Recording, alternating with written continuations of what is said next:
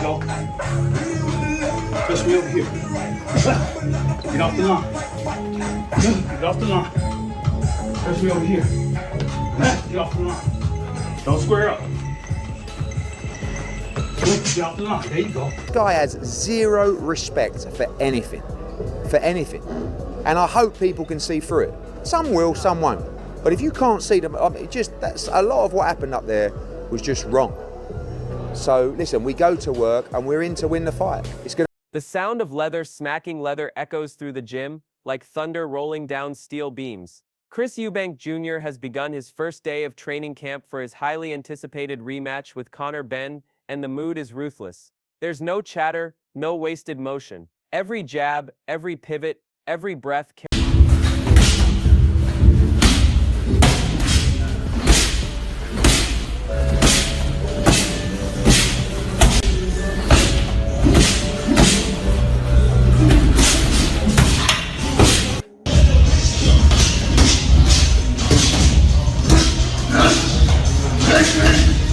the weight of purpose. This isn't routine, it's redemption in motion. Inside the gym, Eubank commands the air around him. His movements are sharp, precise, almost mechanical. Footwork slices across the floor with surgical control. When he unloads on the heavy bag, each strike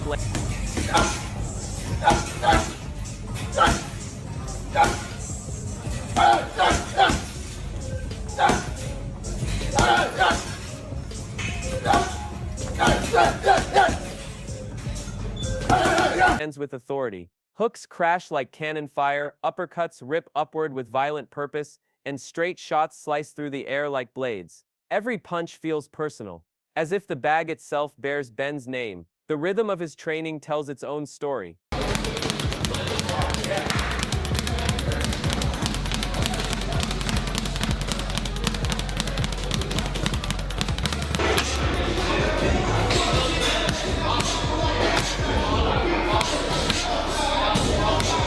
The speed bag rattles in perfect tempo. Tap after tap, a metronome of discipline balanced with aggression. You can feel it in the atmosphere. This isn't the same Eubank who fought before. This version has been rebuilt through patience, study, and hunger. Every rep, every bead of sweat speaks of reinvention. The room hums with energy as he pushes past limits, chasing the perfect balance between control and dominance. Ask you, but I'm going to ask it anyway, Bomek. Is there any way you can see that Conor Benn beats your guy? No, I can't, for the simple fact that it's hard to beat the guy that already didn't beat you. I mean, I can see that Chris is beating him at everything: the press conference, the stare downs, the fight. To me, he got his number, you know, and I think he's going to be in a better position coming into this next fight, because Chris... In the corner, his trainer studies in silence, dissecting Benn's style frame by frame. They've analyzed every habit, every flinch, every mistake. This time the plan is surgical. Expose the weaknesses, neutralize the strengths, and leave no doubt. Eubank speaks less these days, but when he does, his tone carries... We don't want the fight going 12 rounds. So that means we have to, you know, the best chance of that is to employ a different strategy, have different tactics, have a different mindset on what it is we need to do with Conor Benn in that ring. That's why we... Quiet conviction. There's no arrogance, no empty bravado, just assurance. He's not talking revenge anymore. He's talking execution. Under Boak's direction, Team Eubank has evolved. Training is smarter, sharper, and strategically ruthless. The goal is simple: end it early and decisively. Deliver a message that precision beats emotion, that... What does it do to Conor Benn's career trajectory if he does lose again? Look, I mean, you never want back-to-back defeats. Obviously, we know the future is at 147. We've got Lewis Crocker here, you know, there's a shot at the world title. But losing is a disaster for Conor.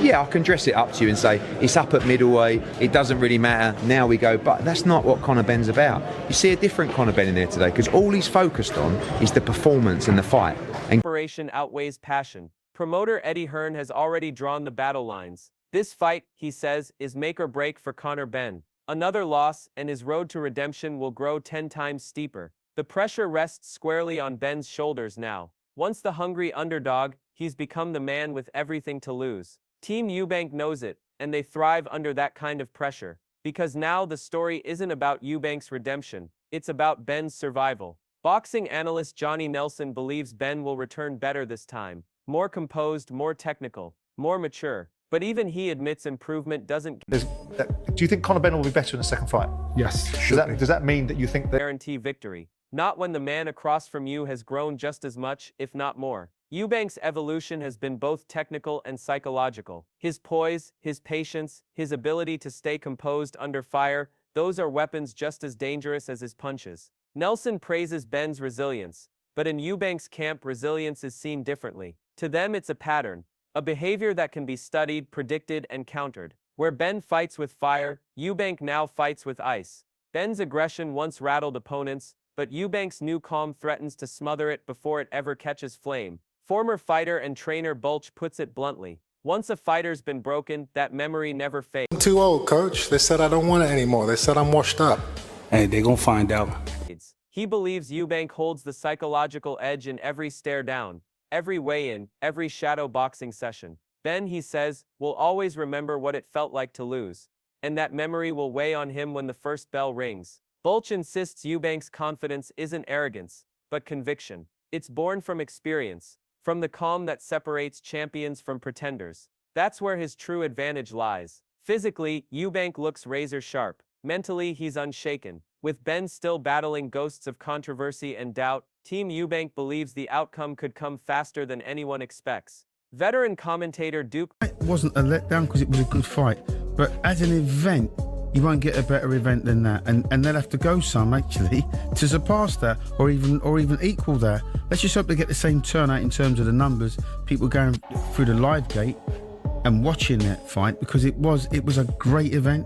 There's no ifs, buts, or maybes. You won't get world title fights that actually are a better. Mackenzie sums it up best. The first fight wasn't just a boxing match, it was an event. This one, it's history. For Mackenzie, this rematch transcends the scorecards. It's about pride, legacy, and redemption. Two names carved into British boxing history, colliding once more, generations apart but bound by rivalry. For fans, it's more than punches. It's lineage versus lineage, story versus story, the kind of fight boxing was built on, the kind that stirs something primal, a clash not just of skill but of identity. Meanwhile, Conor Benn's words cut through interviews like venom. The hostility is raw. He mocks Eubank's composure, questions his courage, and insists he'll destroy. There's been a lot of respect anyway.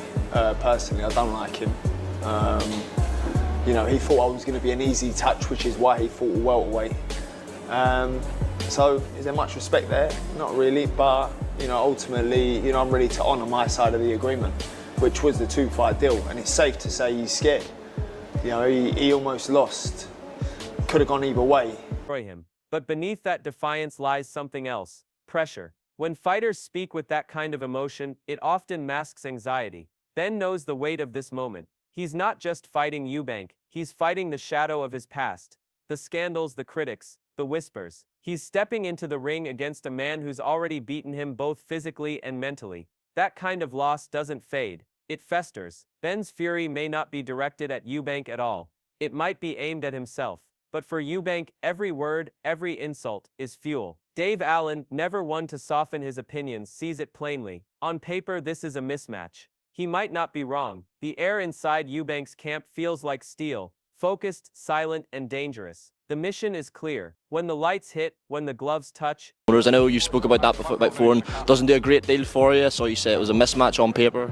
Yeah, I think it's a mismatch on paper. Of course it is. It's a fella that won a British title at welterweight, who hasn't boxed for a long time, against a faded world-class middleweight. So I don't really. And when the sound of leather meeting flesh replaces the words, Chris Eubank Jr. intends to prove that calm doesn't mean weakness.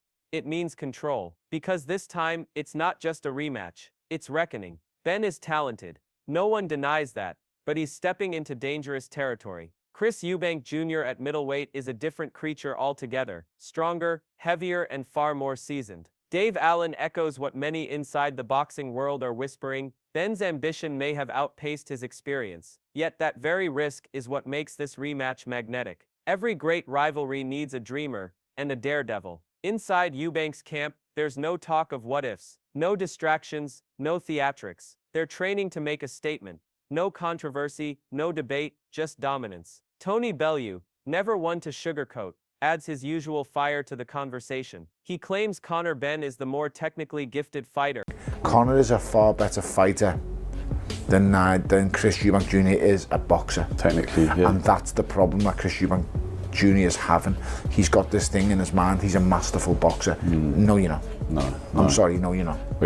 Accusing Eubank of mistaking self-belief for pure skill. It's classic Bellew, blunt, polarizing, and brutally honest. Yet those very criticisms may be the fuel behind Eubank's transformation. For years, detractors labeled him stiff, mechanical, too reliant on flash over fundamentals. But under Boak's guidance, those supposed flaws have been turned into tools of precision. This camp isn't about showmanship, it's about refinement. The mission isn't to prove Bellew wrong with words, but to do it through execution. Eubank's evolution is the real story here. He's not chasing revenge, he's chasing validation. The kind that can't be talked into existence. It must be earned under the lights. Then comes the unmistakable voice of Stephen A. Smith, slicing through the noise with trademark bluntness. His critique of modern boxing hits hard. Too many fighters, he says, want the spotlight before they've earned it. He can fight. I respect it. So go in there against fighters. You should be climbing the ladder towards those other fighters and taking the sport seriously to the point where you're fighting actual boxers. A not-so-subtle jab at the hype surrounding Conor Benn, Smith points out what purists already feel, that while Eubank built his name through wars with world-class opponents, Benn's resume still lacks that defining test, and that contrast gives this rematch its true gravity. One fighter forged through battle, the other still chasing legitimacy. For Eubank, victory means legacy. For Benn, defeat could expose illusion. As Smith puts it, boxing isn't about headlines, it's about heritage. Back in Team Benn's corner, trainer Tony Sims radiates calm confidence. He knows exactly what's on the line. We're not here to talk, he says, we're here to perfect. Every day Benn's camp chases rhythm, timing, composure, that elusive formula that could rewrite his story. But perfection doesn't exist in boxing. It's not about flawless moments, it's about surviving chaos. And that's where... So I think he'll get a lot more people wanting to tune into that fight. And obviously we're going to win the next fight. And but yeah, looking forward to it. Looking forward to getting Conor Benn ready to fight, and it's going to be historic. Eubank thrives. Where Benn trains with emotion, Eubank trains with logic. Sims calls it a historic matchup, and he's right. But that history will be written not by passion, but by control. Bellew circles back with another take, this time more layered. He highlights Benn's youth and explosiveness, the raw energy of a fighter with something to prove. But what he underestimates is what Eubank has gained with time adaptation. Eubank is no longer the rigid showman who once relied on athleticism alone. Under Boak's mentorship, he's learned range control, rhythm manipulation, and patience, the hallmarks of maturity. Bellew may call time Eubank's enemy, but time has also become his ally. Experience sharpens instinct, and instinct in the ring wins fights. Eubank has cataloged everything from their first encounter, every feint, every counter, every reaction. This time he's not coming to respond, he's coming to dictate. Bellew's point still stands: youth is fleeting, but intelligence endures. And in boxing, the smarter man... To 168, he ain't coming back down to 160. So it's got a very short lifespan, this rematch. It's got to be done, the sooner the better. If I'm being brutally honest, the sooner the rematch happens, in my opinion, it favours Conor Benn, because he's the younger fighter who's took less damage and has had a much lesser career with much less experience. For someone like Chris Eubank Jr., it's going to take a while to turn around, and it's going to take a while to recover, because that was a hard fight for him. He was shook a number of times, he felt the shot. And often wins the shorter war. This rematch isn't just another date on the calendar. It's a collision of two eras and two legacies. Chris Eubank Jr. stands at the edge of redemption, ready to silence every critic and prove mastery through discipline, not drama. Across from him, Conor Benn fights for his name, his pride, and his bloodline. The legacy of a father whose shadow looms over every move he makes. Every jab, every stare, every second in